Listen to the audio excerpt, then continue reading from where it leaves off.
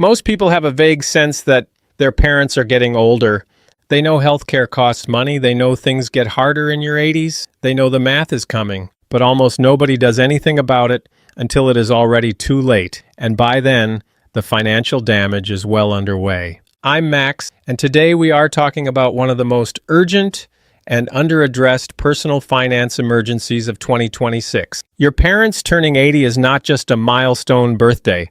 It is a financial event, one that has the potential to reshape your retirement, drain your savings, and permanently alter the trajectory of your family's wealth. And the brutal truth is that most Gen X and Millennial households have no plan for it whatsoever. Here's why 80 is the number that changes everything. Medical research and actuarial data both show that the need for intensive long-term care does not increase in a straight line as people age. It accelerates sharply around the age of 80. Before 80, most people need some help, some accommodations, some monitoring. After 80, the likelihood of needing full-time or near full-time care increases dramatically, and that care costs money that most families are completely unprepared to pay. In 2026, the leading edge of the baby boomer generation has reached exactly that threshold.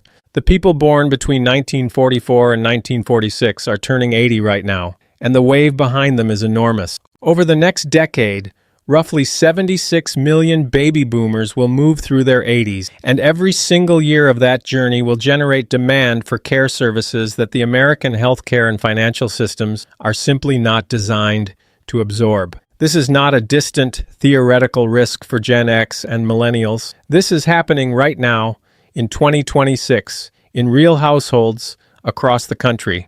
And it is happening in the context of the most expensive care environment in American history. Let us look at the actual cost numbers, because I think seeing them in concrete terms is the only way to understand the scale of what families are facing. In 2026, the median monthly cost of memory care for parents dealing with Alzheimer's or dementia has reached $6,690 per month. That is over $80,000 per year for one parent for one type of care. Assisted living, a less intensive form of full-time residential care, runs approximately $5,419 per month at the national median. Home care, which many families initially choose because it feels more manageable and keeps a parent in familiar surroundings, has risen to roughly $34 per hour. At 8 hours of home care per day, a modest amount for a parent with significant needs, that is over $8,000 per month. Now add the critical piece that most people do not discover until they are already in crisis. Medicare does not cover long-term care. Medicare will cover short-term rehabilitation after a hospital stay.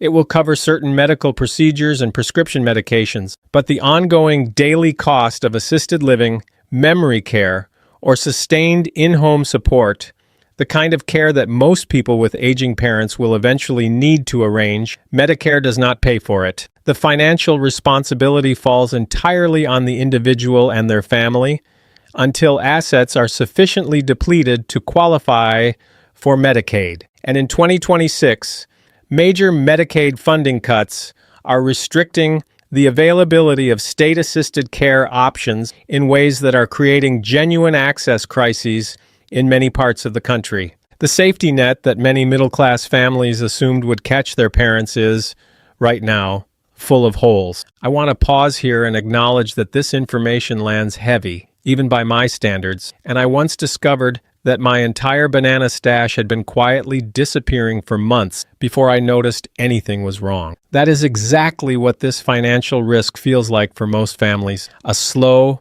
invisible drain that does not become visible until the damage is already severe, which is precisely why we are talking about it today, before the emergency arrives. Now here is the dimension of this issue that almost never gets discussed openly, and I think it is one of the most important financial conversations that Gen X and Millennials need to have. There is a subconscious assumption baked into the financial planning of many people in their 30s and 40s that when their parents eventually pass, there will be something to inherit. Not necessarily a windfall, but a house, some savings, a modest cushion that provides at least a partial floor under their own retirement. That assumption is being quietly eroded right now, and for a growing number of families, it will turn out to be wrong. The so-called Great Wealth Transfer, the multi-trillion-dollar intergenerational transfer of boomer assets that financial analysts have been discussing for years, is real in aggregate. But the distribution of that wealth is radically unequal, and for the middle-class majority of boomers, long-term care costs are consuming a massive portion of what they had intended to leave behind. Boomers, as a generation, are often described as asset-rich. They own significant real estate, they have home equity built over decades, but they are frequently cash poor in the context of care costs because home equity is not liquid and long-term care bills do not accept real estate as payment. The pattern that is now playing out across millions of families is parents spend down liquid assets first, then begin liquidating investments,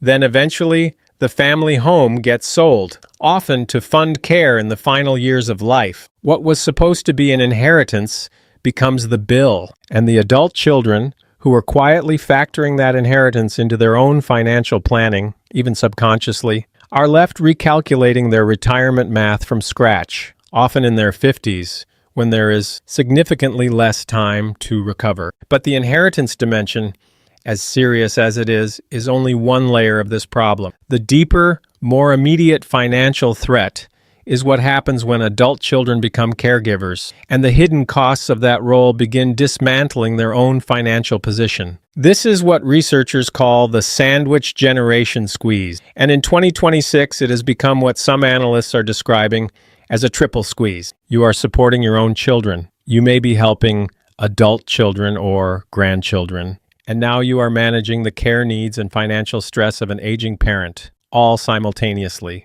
Families are spending over $7,000 annually out of pocket on care for older relatives, roughly a quarter of their income in many cases. And that figure does not include the income that is lost when caregiving responsibilities force career changes. Research shows that 57% of sandwiched caregivers are making significant career compromises, reducing hours, declining promotions, or leaving jobs entirely to manage parental care. Every year of reduced income is a year of diminished retirement contributions, a year of compounding growth that does not happen, a year of professional momentum that is difficult to rebuild. The financial impact of caregiving is not just the direct cost of care, it is the opportunity cost of the career and savings trajectory that gets permanently interrupted. And this is happening in the context of an inflation environment that is not meaningfully resolved since 2022. The cost of goods, the cost of services, the cost of medical care,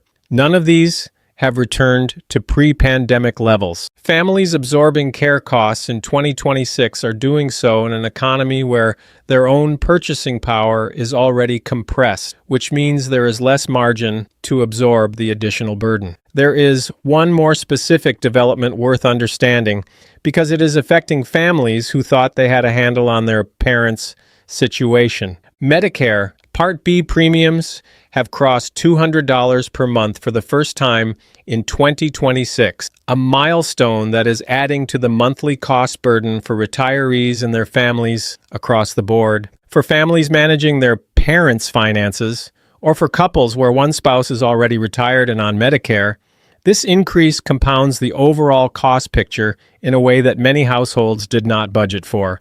Add the fact that a significant number of seniors are entering their 80s carrying meaningful debt, credit card balances, car loans, even active mortgages. The boomer generation did not uniformly approach retirement debt-free, and the interest burden of that debt is reducing their net worth and their ability to fund their own care. In some cases, adult children are not just managing care logistics, they are also managing parental debt, which creates an entirely different category of financial and legal exposure. There is an old saying in the jungle that the time to move your food supply to higher ground is before the rain starts, not after you are already standing in water. I know this personally because I once waited too long, watched 3 weeks of careful banana stacking get washed away in an afternoon, and had to start completely from scratch. The parents' turning 80 financial emergency is that rain, The clouds have been visible for years. The moment to move is now. So what does acting actually look like? Because the goal of this video is not to create anxiety, it is to create a plan. The most important thing